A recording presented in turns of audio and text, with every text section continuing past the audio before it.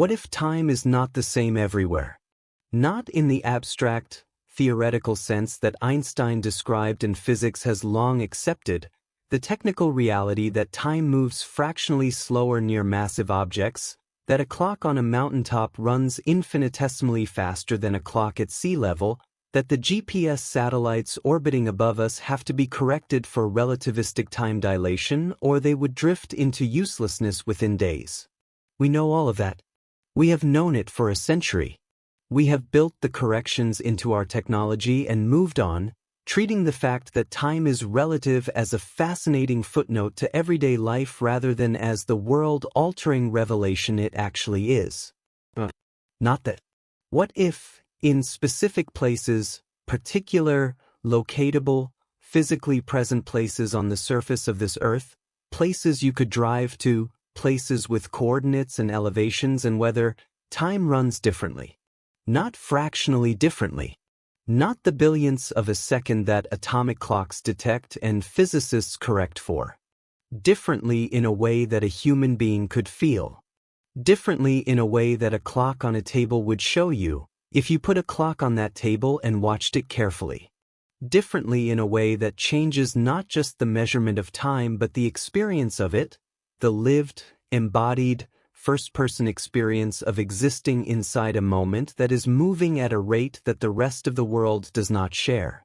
What if there are places where time pools, the way water pools in a hollow, the way light pools in a clearing, the way sound pools in a cave, gathering and deepening and doing something that it does not do in the open country of the ordinary world?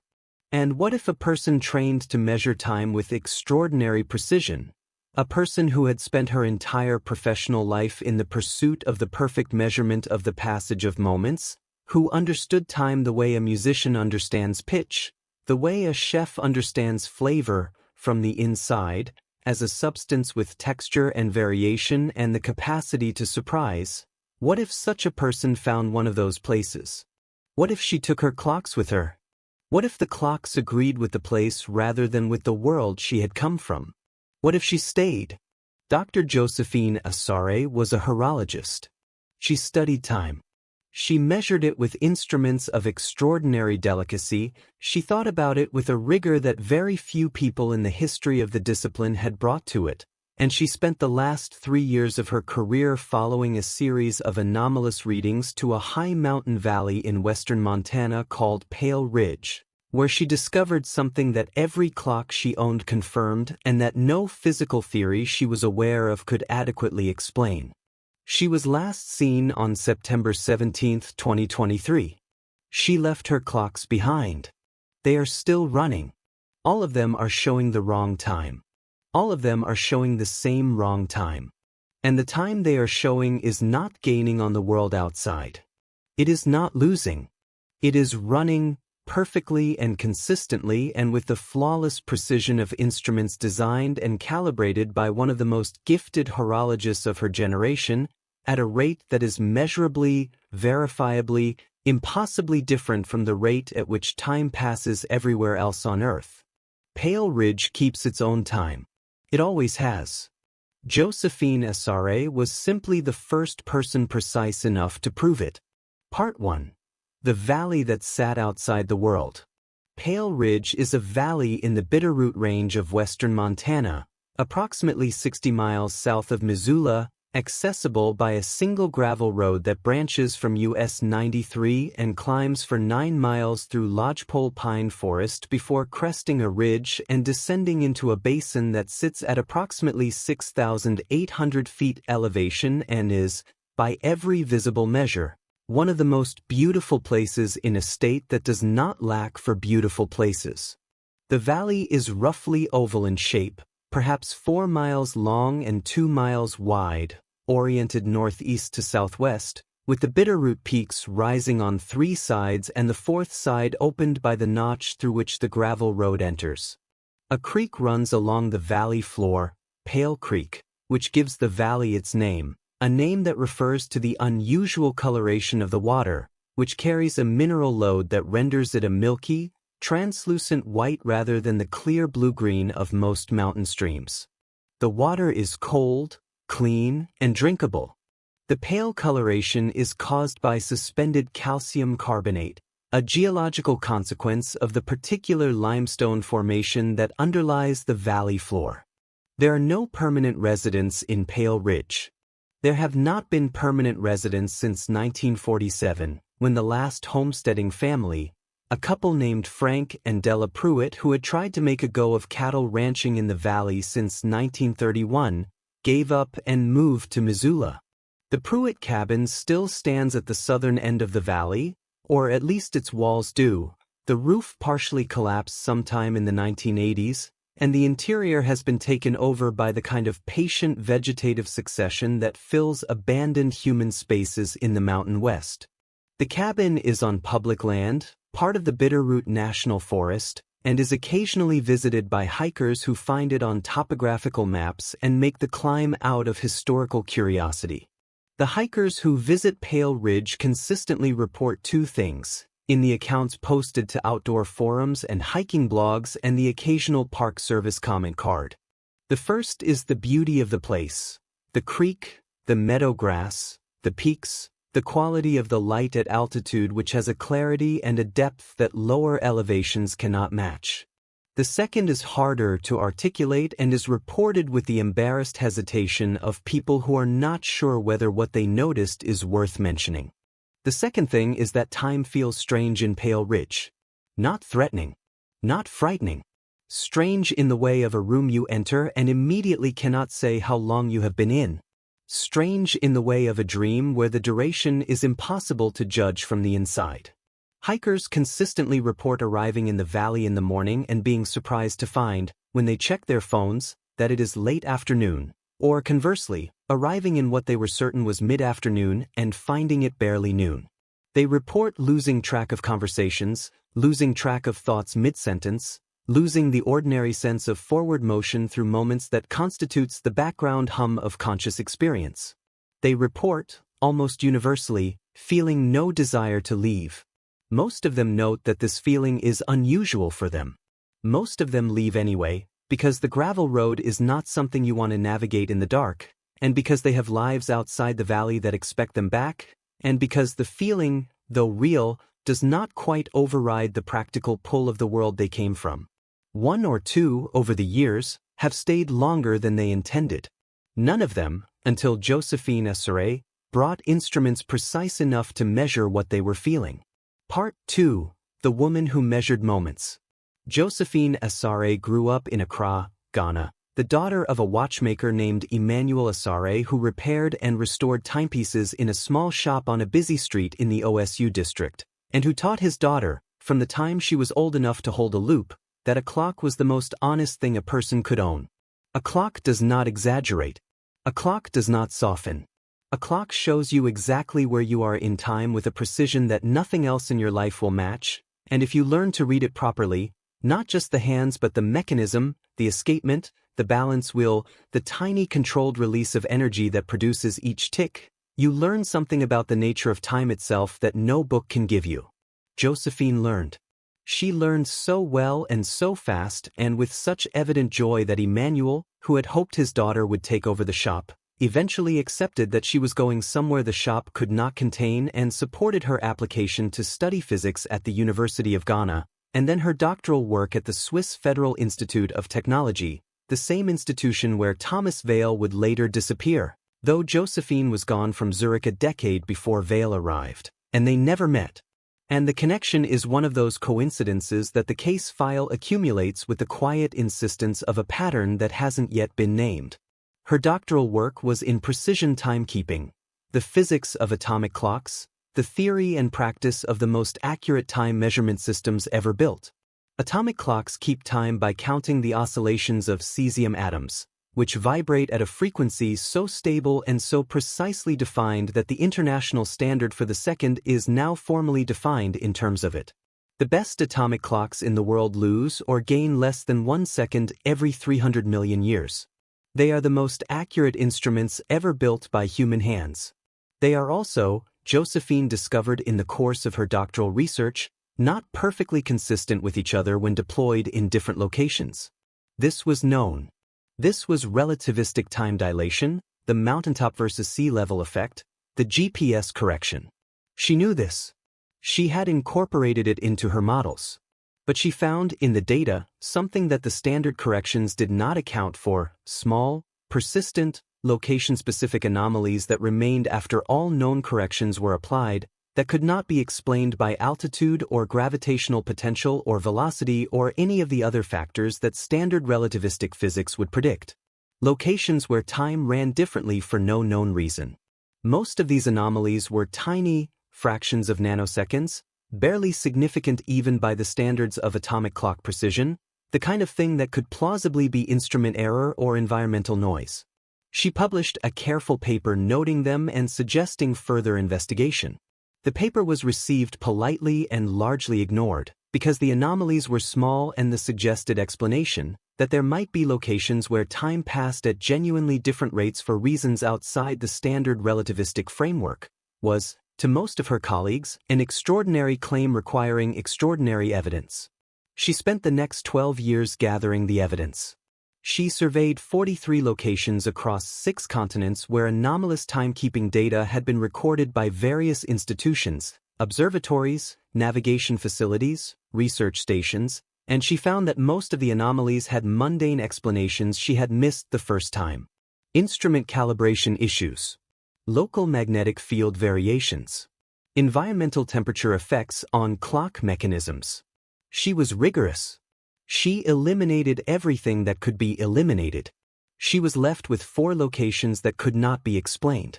Pale Ridge, Montana was the largest anomaly of the 4. By a significant margin. By a margin that, when she first calculated it, she assumed was an error and recalculated 3 times before accepting that the number was correct. In Pale Ridge, time ran slow. Not by nanoseconds. Not by fractions that only atomic clocks could detect. By a margin that was, by the standards of precision timekeeping, extraordinary. A margin of approximately 0.0003%, a rate of timekeeping that, sustained over a day, would produce a discrepancy of approximately 26 seconds between a clock in Pale Ridge and a clock anywhere else on Earth. 26 seconds per day. An amount of time you could feel if you were paying attention. An amount of time that would, over a week, produce a discrepancy of 3 minutes. Over a month, 13 minutes. Over a year, nearly 2.5 hours. Pale Ridge was running slow. Had been running slow, as far as she could determine from the historical data, for as long as precision timekeeping data existed for the region. Not because of anything the standard physics could account for. Simply because Pale Ridge was a place where time moved differently. She drove there in August of 2023 with a Land Rover full of the most precise portable timekeeping equipment available to a researcher of her standing, and she stayed for 7 weeks. She left her clocks behind when she went. Part 3. The 7 weeks. The record of Josephine's time in Pale Ridge, 7 weeks, from early August to mid-September 2023, is remarkably complete, because she was meticulous about documentation in the way of a person who has spent a career in the most precise of sciences and knows that data without documentation is not data. She kept a field journal. She maintained digital logs of every instrument reading. She sent weekly email updates to her research assistant at the University of Edinburgh, where she held a position in the Department of Physics, and these emails were subsequently recovered and have been read by investigators and researchers with the intensity that all of Josephine's communications from Pale Ridge deserve. The first 3 weeks of the field journal are what you would expect from a skilled scientist conducting a field investigation of an unusual phenomenon. Careful. Systematic. Technical in language, precise in observation, appropriately cautious in interpretation. She set up her equipment, 6 atomic clock units, 3 mechanical precision chronometers, and a custom-built instrument she called the drift monitor that she had designed herself to detect and measure microvariations in local timekeeping rates, and she began collecting data. The data was, from the first day, extraordinary. The anomaly was real. The clocks confirmed it with the unimpeachable certainty of instruments that do not have opinions or biases or the capacity to be mistaken about the thing they are designed to measure.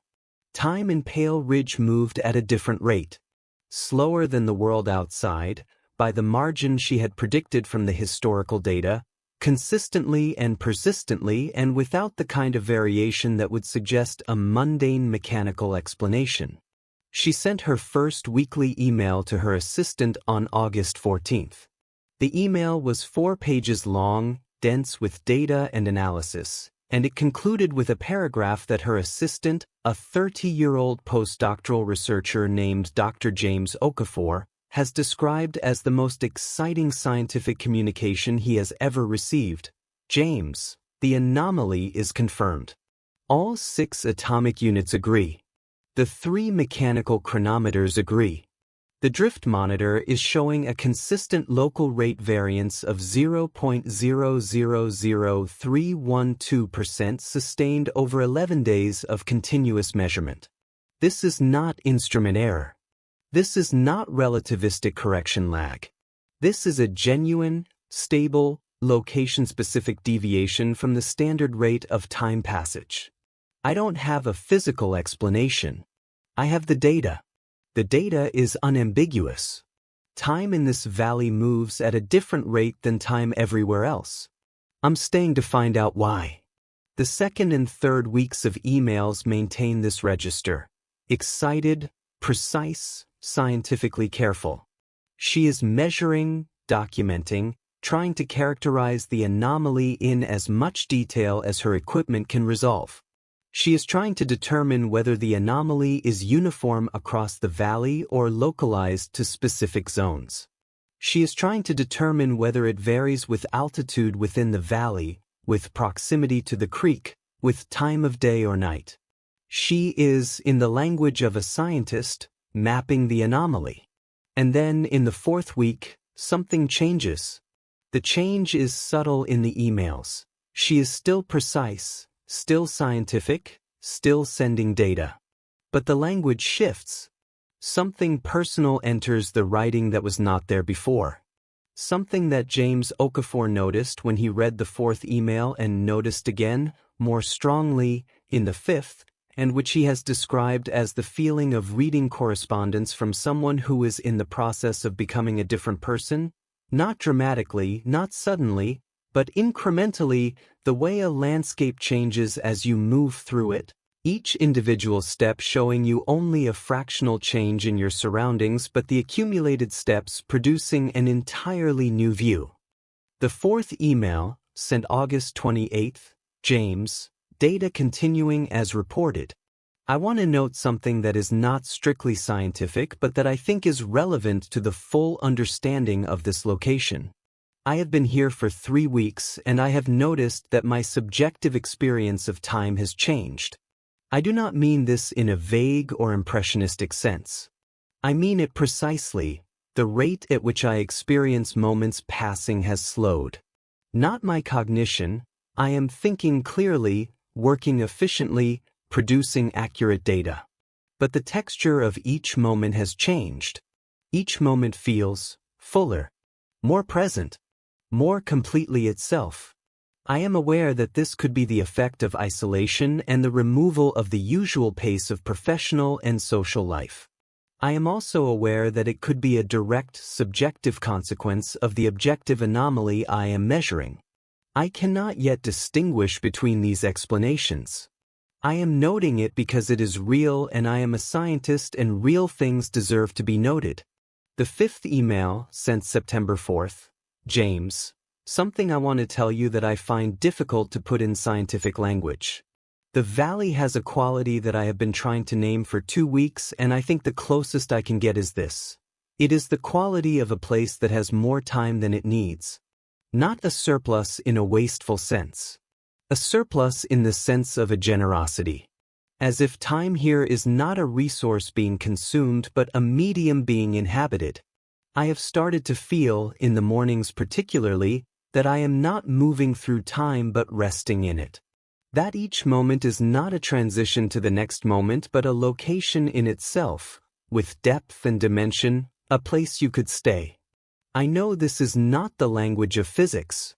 I am telling you anyway because I think it is relevant. I think the anomaly is not just in the clocks.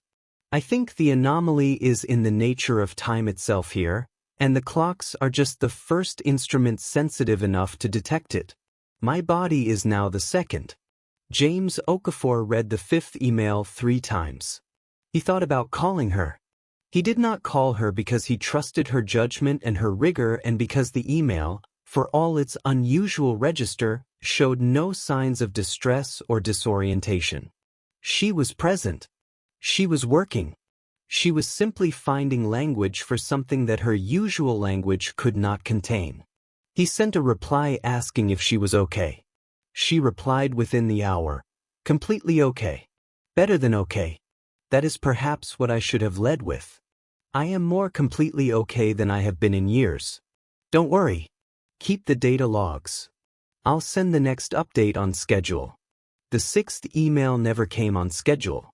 It arrived 4 days late on September 11th, and it was the shortest of all the weekly communications. James, I think I understand what this place is. I'm going to spend a few more days confirming. I'll explain everything when I send the final report. Everything is fine. More than fine. The clocks are beautiful. That was all. Part 4. The final days. The field journal covers Josephine's activities through September 16th, the day before she vanished. The entries from the final week are different from everything that precedes them in the journal, in the same way that the later emails were different from the early ones, but more so. More concentrated. More interior. More like the writing of a person who has arrived somewhere and is trying to describe the arrival rather than the journey. September 12th. I have been taking the clocks apart. Not to repair them. They are functioning perfectly. To understand them differently. Emmanuel used to say that you cannot know a clock until you have held its mechanism in your hands, until you have felt the tension of the mainspring and the weight of the balance wheel and the geometry of the escapement. He meant it practically.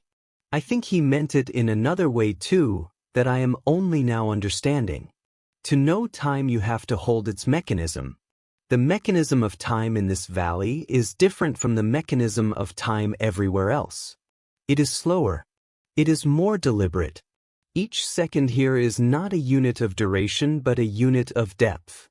I am trying to hold it. September 13th. Confirming something I have been suspecting for 2 weeks.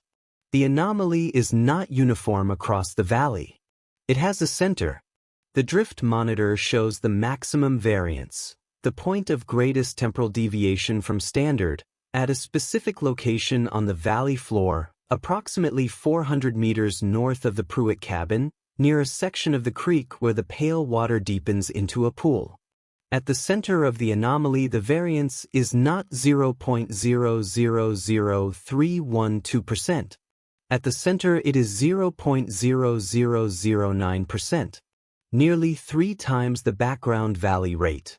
At the center of that pool, time moves at a rate that would produce a discrepancy of over a minute per day from the outside world. A minute per day. I stood at the edge of it this afternoon with the drift monitor and I felt it. Not metaphorically.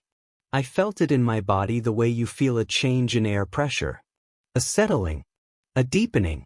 A slowing that was not fatigue but its opposite, as if I had been moving too fast my entire life and had finally arrived at the correct speed. September 14th. I have been sitting with a question for several days and I am going to write it down now. The question is, what would it mean to stay? Not permanently. I have a life, a position, colleagues, research, a brother in Accra who expects me for Christmas. I am not speaking about permanent residence. I am speaking about what it would mean to stay long enough to understand this place completely, not just to measure it but to inhabit it, to let the body synchronize with the local rate the way a clock synchronizes when you set it. What would that feel like? What would that know? I think Josephine from 6 weeks ago would find this question alarming. I find it the most natural question I have ever asked. September 15th, I called James today. We talked for 40 minutes. He is worried about me. I told him what I told him in the email, that I am completely fine, that I am working, that the data is good. He asked when I was coming back. I said I wasn't sure. He was quiet for a moment and then he said, "Joe, has it occurred to you that the place might be affecting your judgment?" I thought about this seriously before I answered. I told him, "James, my judgment feels clearer than it has ever been. It feels like the judgment of someone who has removed a noise she didn't know was there and can finally hear the signal underneath." He said that was exactly what worried him. I understood why. I would have said the same thing, 6 weeks ago, to someone who said what I just said. I don't know how to explain that the clarity is real. I only know that it is. September 16th. Tomorrow I am going to the center of the pool. I am going to take the drift monitor and I am going to stand in the deepest part of the anomaly and I am going to let the instrument measure what it measures and I am going to let my body measure what it measures and I am going to find out what time is when it is moving at its truest rate. I have been a horologist for 20 years. I have spent 20 years measuring time from the outside. Tomorrow I am going to try to measure it from the inside. I am leaving the clocks here. They have done their work. What comes next requires a different kind of instrument. The entry ends there. There is a final line, added below the main entry in slightly different ink, as if written later in the evening after the main entry was complete. Emmanuel always said, "To know a clock, hold its mechanism." Tomorrow I hold the mechanism. Part 5. The morning of September 17th. James Okafor called Josephine's satellite phone at 8 a.m. on September 17th because he had not slept well and because the September 15th phone call had left him with a specific, focused anxiety that he could not resolve by working or reading or any of the other strategies he normally used to manage worry. The phone rang. It rang 8 times. It went to voicemail. He left a message asking her to call him. She did not call. He called again at noon. Again at 4. Again at 8 in the evening. The phone rang each time, which meant it was powered and in range of the satellite network. She simply did not answer. He called the Ravalli County Sheriff's Department in Hamilton, Montana, at 9 the following morning, September 18th, and reported that a colleague conducting field research in Pale Ridge had not been in contact for over 24 hours and was not answering her satellite phone. The deputy who took the call was professional and calm and asked the right questions. Was she in a remote location? Yes. Did she have supplies and equipment? Yes. Was there any reason to believe she was in medical distress? Unknown. Had she expressed any intent to harm herself? Absolutely not. The deputies said they would send someone up the gravel road to check on her. 2 deputies made the drive the following morning, September 19th. The Land Rover was where Josephine had parked it, at the southern end of the valley near the Pruitt cabin. The camp was intact, tents standing, equipment organized, food supplies present, everything in the careful order of a meticulous person who respects their equipment. The satellite phone was on the camp table, powered on, showing 8 missed calls from James Okafor. The clocks were on the camp table beside the phone. All 9 of them. The 6 atomic units and the 3 mechanical precision chronometers. Arranged in a careful row, all running, all showing time. All showing the same time. All showing a time that was, by the deputies' calculation when they compared it to their own phones, approximately 4 minutes and 17 seconds behind the current time. The deputies searched the valley. They found Josephine's footprints in the creekside mud, leading north along the bank to a wider section of the creek where the pale water pooled in a natural basin perhaps 15 meters across and a meter deep at its center. The footprints went to the edge of the pool. They did not come back. The pool was undisturbed. The pale water moved through it with its usual slow current, carrying its suspended calcium carbonate, coloring the water its characteristic milky white that let you see perhaps 30 centimeters into it before the opacity closed. The water was cold. It was approximately a meter deep. It contained no Josephine Asare. One of the deputies waded through it anyway, because sometimes the obvious answer is the right one and a person can drown in a meter of water. He found nothing. Smooth limestone bedrock beneath his feet, pale water around his knees, mountain air above his head. No body. No clothing. No disturbance of any kind in the pool's floor or edges. Josephine Asare had walked to the edge of a shallow mountain pool and was simply not there anymore. The clocks, on the camp table 200 meters away, showed a time 4 minutes and 17 seconds behind the time the world agreed it was. They are still running. They have been running for over 2 years. The discrepancy has not changed. Not grown, not shrunk. Exactly 4 minutes and 17 seconds behind, consistent and perfect and precise, as if they are keeping time in a world that is not quite the same world as the one the rest of us are living in. Which, James Okafor has come to believe, is exactly what they are doing. Part 6. The clocks. The 9 clocks recovered from Josephine's camp have been the subject of more scientific analysis than almost any timekeeping instruments in history. They have been examined by physicists, horologists, metrologists, and engineers from 6 countries. They have been tested, calibrated, compared against international time standards, subjected to every diagnostic procedure available to the precision timekeeping community. They are all functioning perfectly. There is nothing wrong with any of them. The atomic units are operating within their specified tolerances. The mechanical chronometers are in excellent condition, their mechanisms clean and properly adjusted, their rates stable and consistent. Every instrument is working exactly as it was designed to work. They are simply showing the wrong time. Not randomly wrong. Not drifting wrong, the way a clock drifts when its mechanism degrades. Precisely, consistently, perfectly wrong. Running at the correct rate, keeping time accurately, but keeping time that is 4 minutes and 17 seconds behind the time the rest of the world agrees it is. The only explanation that the physicists have been able to construct for this, the only explanation that accounts for the clocks working perfectly and yet showing the wrong time, is that they were synchronized to a local time standard that differs from the universal standard by exactly 4 minutes and 17 seconds. And the only way that could have happened is if they were in a location where time passed at a different rate, and they were there long enough to accumulate a 4-minute 17-second discrepancy. Which is exactly what Josephine's field data documented. Which is exactly what her field journal described. Which is exactly what the drift monitor showed, and the atomic units, and the 3 mechanical chronometers, across 7 weeks of meticulous measurement. The clocks are showing the time in Pale Ridge. They were set there. They remain set there. They are keeping Pale Ridge time with the same fidelity that a clock set to Tokyo time keeps Tokyo time when you carry it to London, accurately, precisely, perfectly, simply not in agreement with the local standard. James Okafor has one of the atomic units in his office in Edinburgh. He did not request it.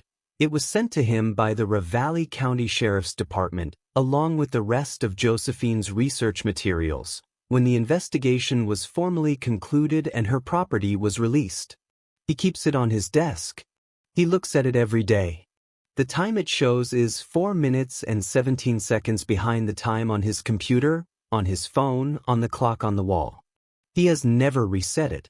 He has never been able to explain why he hasn't reset it, except that it feels important to keep it as it is, to maintain in his Edinburgh office a clock that is keeping the time of a place that time has set aside for itself in a Montana mountain valley, as if by keeping the clock he is keeping a connection to wherever Josephine is, staying in the same moment she is in, holding onto the thread. She set these clocks, he told a colleague once, when the colleague asked why the clock on his desk was wrong. They're keeping her time. If I reset them, I lose the time she's in. The colleague did not know what to say to this. Neither does anyone else. Part 7. What the hikers said. After Josephine's disappearance became known, through the local Montana news, then through the scientific community, then through the true crime-adjacent corners of the internet that had already accumulated accounts of Mara Voss and Elliot Marsh and the others, people who had visited Pale Ridge over the years began, in small numbers, to come forward with their own accounts of the valley. The accounts are collected now in an informal archive maintained by a retired park ranger named Douglas Featherstone, who had worked the Bitterroot National Forest for 22 years and who had hiked into Pale Ridge perhaps 40 times over the course of his career and who had, he said, always known something was different about the valley without having the scientific framework to understand what the hikers said consistently and across decades. Time felt strange in Pale Ridge. Not threatening. Not frightening. Strange in the specific, personal, interior way of a place that does not share the world's urgency. A hiker named Carolyn Marsh, no relation to Elliot, visited Pale Ridge in 2019 and spent what she was certain was 2 hours in the valley before checking her phone and discovering 4 hours had passed. She described the experience not as disorienting but as clarifying, the way coming out of a long and absorbing conversation can feel clarifying.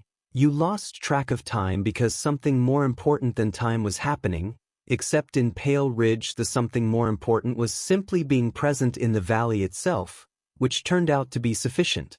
A backpacker named Tom Richter visited in 2015 and found that his watch, a reliable mechanical watch he had worn for 10 years, was running 7 minutes slow when he checked it against his car clock after leaving the valley.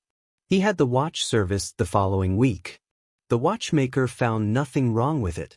An amateur geologist named Patricia Wells visited in 2011 and spent what she estimated was a morning taking samples from the limestone formation along the creek. She emerged from the valley in what should have been early afternoon to find it was nearly 6 in the evening. She had lost approximately 6 hours. She did not feel tired. She did not feel as if 6 hours had passed. She felt, she said, as if she had been inside a single very long moment, and was only now returning to the world of consecutive moments, and found the return somewhat jarring. None of these people had instruments precise enough to quantify what they were experiencing. None of them had Josephine's framework.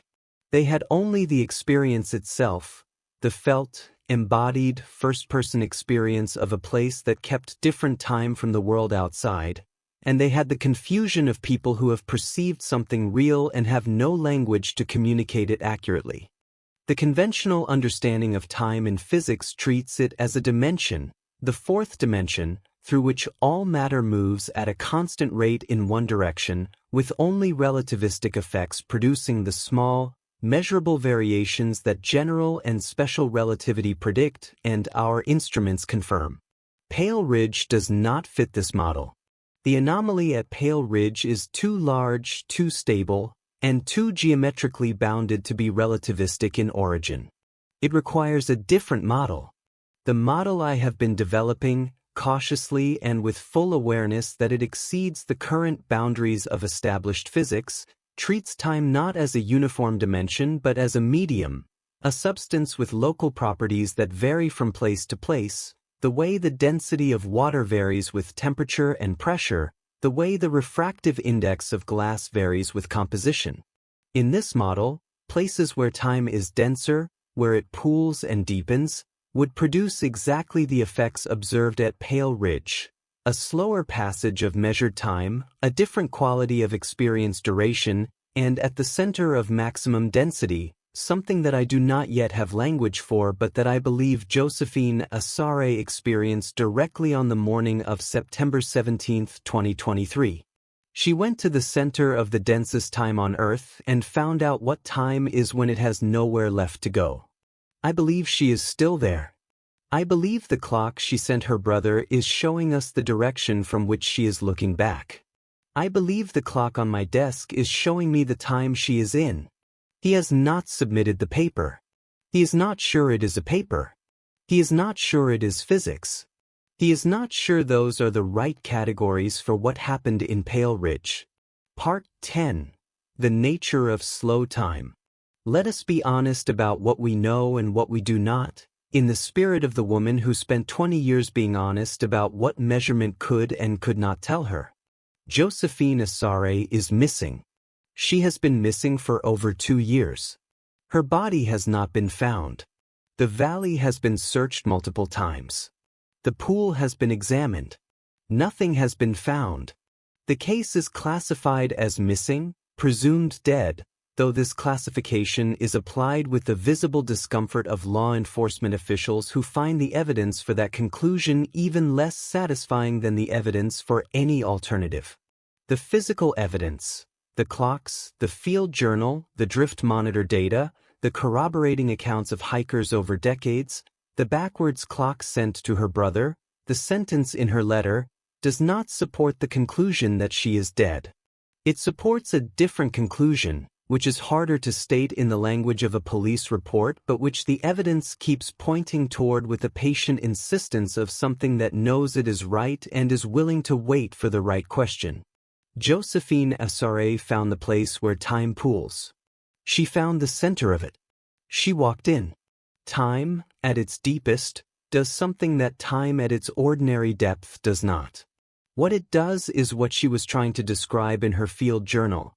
The deepening of each moment, the shift from time as movement to time as location, the experience of not moving through moments but inhabiting them, the way a diver inhabits water rather than moving through air. At the center of the Pale Pool in Pale Ridge, Montana, time is deep enough to stand in. Deep enough to stay in. Deep enough that the direction of its current, the forward motion that the rest of us take as fundamental, as the basic condition of existence, becomes optional. Reversible. A choice rather than a constraint. Josephine chose to stay. The backwards clock tells us she found the other side. The other side of maximum time depth, where the current reverses, where what the rest of us call the future is what she calls the past, where time moves with the same precision and the same consistency and the same honesty that it has always moved, simply in the other direction. She is keeping time in Pale Ridge. She is holding the mechanism. Emmanuel taught her to hold the mechanism. She is precisely where she chose to be. Epilogue. What Emmanuel knows. Emmanuel Jr. winds the backwards clock every 8 days. He does this on a Sunday in the morning before the rest of the house is awake, sitting at his kitchen table with the clock in his hands, feeling the resistance of the mainspring, stopping before the end of the travel, the way he was taught. He is not a scientist. He is not a horologist or a physicist or a researcher. He is an accountant with 2 children and a house in the OSU district of Accra, a few streets from where his father's watch shop used to be, and he thinks about his sister every day with the particular quality of thought that belongs to people who are missing someone who is not lost, who know, with a certainty that has no rational basis and requires none, that the person is somewhere, is well, is doing what they were put on this earth to do. He has been to Pale Ridge once. He went 6 months after she disappeared, with James Okafor, because James had offered and Emmanuel had said yes because he felt he owed it to her to see the place. He stood at the valley entrance and looked at the pale creek and the meadow grass and the mountains on 3 sides, and he felt what he felt. He did not go to the pool. He did not need to. He told James, standing at the valley entrance with the gravel road behind them and the whole of Pale Ridge spread out ahead, "My father used to say that a clock is the most honest thing you can own. He meant that it shows you where you are in time." Joe always took that seriously. More seriously than anyone. He looked at the valley. She found a place where time is honest in a way it isn't anywhere else. A place where it doesn't rush. Where it doesn't pretend that the next moment is more important than this one. I think she needed that. I think she's been needing that for years. He was quiet for a moment. "She sent me Papa's clock. She sent it running backwards. She knew I would wind it. She knew I would keep it going." He paused. "She knew I would understand that she is keeping time too. That she is precise. That she is working. That she is completely, exactly, perfectly fine." He looked at the pale water in the creek. She just found somewhere that time makes more sense. And she decided to stay long enough to understand it completely. He wound the clock on the way back to the car, sitting in the passenger seat with it in his lap while James drove, feeling the mainspring's resistance, stopping before the end of the travel. The clock ticked backwards, steady and perfect and completely honest about where it was keeping time. Emmanuel smiled. "That's my sister," he said.